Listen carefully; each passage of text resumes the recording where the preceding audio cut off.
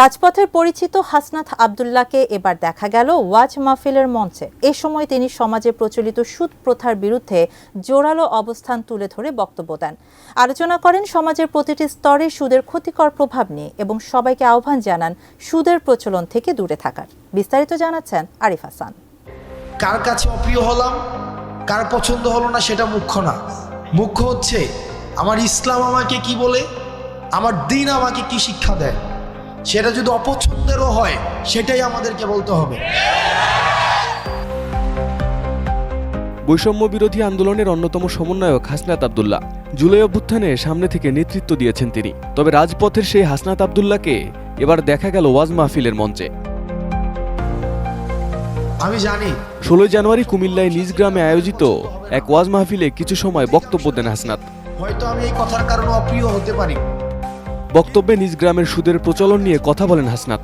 আহ্বান জানান সামাজিকভাবে সুদকে প্রতিহত করার। এই গ্রামে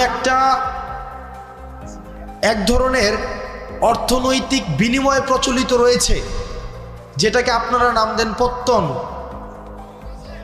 এটাকে আপনারা যে নামেই ডাকেন না কেন, এটা সরাসরি সুদ। সুদের বিরুদ্ধে আমাদের এটা সামাজিকভাবে এটাকে প্রতিরোধ করতে হবে।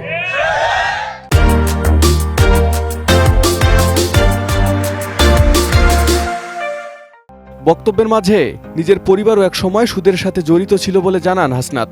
বর্তমানে সুদ থেকে দূরে থাকায় সৃষ্টিকর্তার রহমতে তার পরিবারে আর্থিক সচ্ছলতা বেড়েছে বলে জানান তিনি।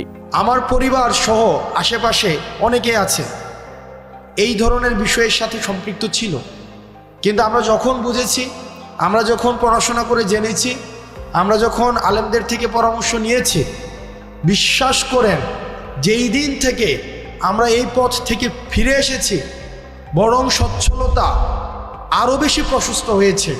কসম করে বলছি, আপনারা জানেন আমার বাবার অর্থনৈতিক অবস্থা, আমার দাদাদের অর্থনৈতিক অবস্থা। যেই দিন থেকে এই জায়গা থেকে আমরা ফিরে এসেছি, আমাদের অর্থনৈতিক যে সচ্ছলতা, আমাদের নিয়ামত সৃষ্টিকর্তা আমাদেরকে যেভাবে দিচ্ছেন, আমরা প্রতিনিয়ত আল্লাহর কাছে অকৃত্রিম কৃতজ্ঞতা প্রকাশ করি।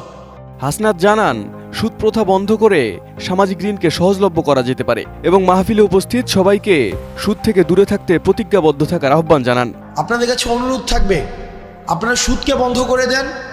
আপনারা যদি আমাদেরকে সহায়তা করেন, আমরা আমার জায়গা থেকে চেষ্টা করব সামাজিক যেই ঋণকে সহজলভ্য করা। আজকে আপনারা শপথ করেন, যার এই ধরনের টাকা বিনিয়োগ রয়েছে পত্তন নামে, সুদ নামে, সেটা আর খাবেন না। বক্তব্যে নিজ গ্রামে শিক্ষার বিস্তার ঘটাতে প্রয়োজনীয় ব্যবস্থা গ্রহণের আশ্বাস দেন হাসনাত আব্দুল্লাহ। এরপরই মঞ্চে ওঠেন আলোচিত ইসলামিক আলোচক রফিকুল ইসলাম মাদানী। ইসলামের আলোকে বয়ান করেন দেশের সামগ্রিক বিষয়ে। আমার উম্মতের দুইটা দলের সাথে যুদ্ধ হবে, আর এই দুইটা দল আমি তাদেরকে জাহান্নাম থেকে মুক্তি ঘোষণা দিলাম। Arif Hasan, ATN news.